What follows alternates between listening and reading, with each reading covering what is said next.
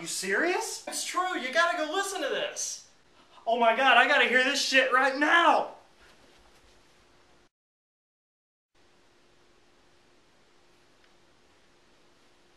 So...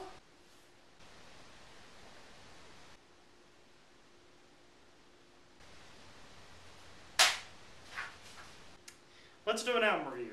Damon Albarn, Everyday Robots. Now, as you guys know, this album is kind of a big deal to me, seeing as how Damon Albarn is one of my favorite all-time musicians. I think he's a genius. He comes up with all these different musical projects from Gorillaz, Blur, The Good, the Bad, and the Queen, Malay Music. He's just a musical genius. He just has so many ideas flowing through him, and all of his projects sound different from one another, which is really impressive for as many things as he takes on.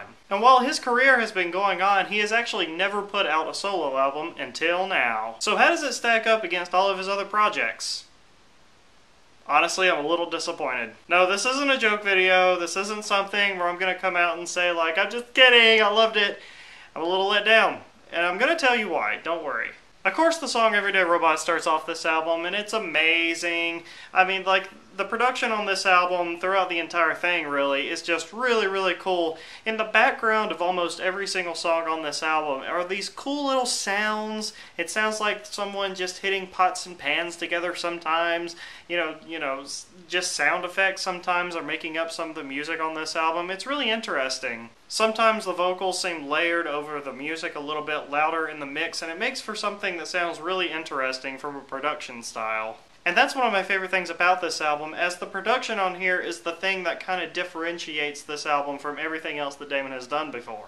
The next song of this album, Hostels, is just, it makes the hair on the back of my neck stand up. It's just really emotional. I love the key changes in this song, especially in the chorus. Just the way it flows from verse to chorus is so beautiful. And the instrumentation going on in this thing just makes the song. It's just so awesome. I really love the lyrics on this track as well. Find the key. Just a really haunting, beautiful song. Most of this album is just beautiful. Going on to the next song of this album, Lonely Press Play, which is really, really awesome. Another single that dropped from this album. This is one of those songs where it seems like non-musical instruments are making up some of the music on this track, and I think that's really cool. This is another song that contains some of the best lyrics on this album, I believe. And then this song ends, and it transitions all the way into Mr. Timbo, which is the most recent single that dropped, and probably the only upbeat song on this album. Unless you count the closing track, Heavy Seas of Love. That I can understand. But Mr. Timbo is this really fun song. I think that's a ukulele being played on top of this really catchy beat and this kind of African-ish chorus line going on behind. I mean, it's just awesome. I love this song. It's catchy. It's fun. Love the lyrics on this one as well. I love the storytelling style that Damon's going on with this track. It reminds me a whole lot of his Blur work where he told stories with characters that he made up. I think that's really interesting. Then the next song, Parakeet, is this little 45-second, little thing where it just kind of fades into the next song. It's a transition song. But I love this little transition. It has like a toy piano in the background. Really cute song. That's the best way to describe it. So I think it transitions great into the next song of this album, The Selfish Giant, which is another really dark, down-tuned song. There's a really cool pan flute instrument going on way in the background, kind of sounds echoey.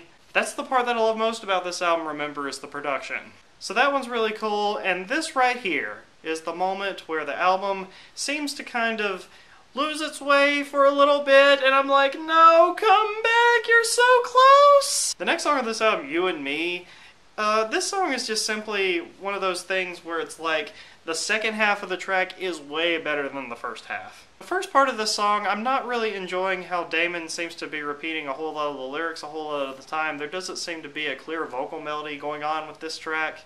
It's just writing this line with me that I'm not exactly on track with. Until it gets to the 4-minute mark, remember this is a 7-minute long song, then these steel drums come in, yeah, these Caribbean steel drums that sounds fucking beautiful, and then the vocal melody changes right after that little solo there, and it sounds beautiful. If only the song kind of kept up this really interesting melody that's going on in the second half of the song, I would have still loved the hell out of it, even if it stayed that 7 minutes long.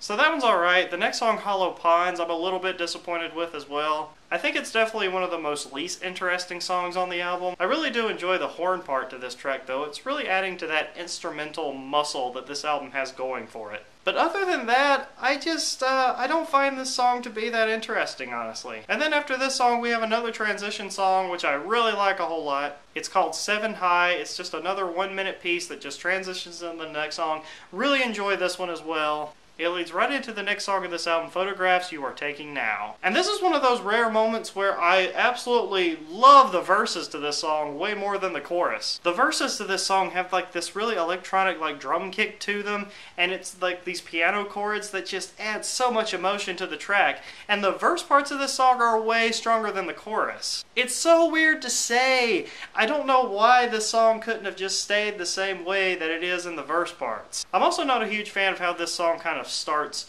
with the same type of melody that's going on in the chorus, because it doesn't really warm me up too good. But when those verse parts kick in though, I instantly get hooked. It just takes a little while to get there. If this song started off on that really interesting beat, it would have made this song a whole lot better in my opinion. And then the next song, The History of a Changing Heart, is this just acoustic-only song for a long time. Just Damon and acoustic guitar, and then the string sections come in, and it sounds beautiful. The melody to this song is really, really pretty. I really enjoy this one. It's not one of my highlights of the album, but I really like this one. And then the last song of the album I absolutely love, The Heavy Seas of Love, which also debuted a little bit early before this album leak. And I absolutely love this song. I think it was the great way to close the album, one of the more emotional moments and one of the more upbeat moments. Honestly, there's some things that I think just could have made this album better. I think some changes could have been made, little subtle changes that could have just made this album so much better, honestly. And sometimes I feel like this album could have used a few more upbeat songs to break up the monotony of all the slow songs going on in this album. I don't hate the slow songs or anything. I'm not trying to say that. I'm just trying to say that I think something could have been done to break up the monotony of all these slow pieces.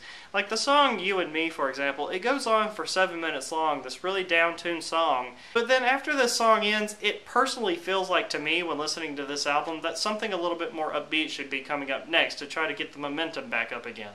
But no, we have the song Hollow Ponds, which just doesn't impress me that much. Don't get me wrong, I still really love this album for what it does production-wise and the sounds that it offers up and how it does sound totally different than anything Damon has done before. But there are just certain songs on here and certain sections of songs that I think could have been changed around to make this album so much more interesting. If you're a huge fan of The Good, the Bad, and the Queen, or his album Dr. D, then you're going to love this thing. But personally, Dr. D was one of my least favorite things that Damon has ever done, personally. I did not enjoy a whole lot of songs from that album at all. Hell, even the beginning chord to Hostels is the same chords as Green Fields from The Good, the Bad, and the Queen. It sounds exactly alike to me, personally. Please do not walk away from this review thinking I absolutely hated this thing, because that is not true at all. I just feel like certain little things could have been better, that's all. But that's what a true fan does. Just because Damon is my favorite musician, I'm not going to sit here and just love everything that he puts out, because that would just be, you know, kind of just fanboying the entire time.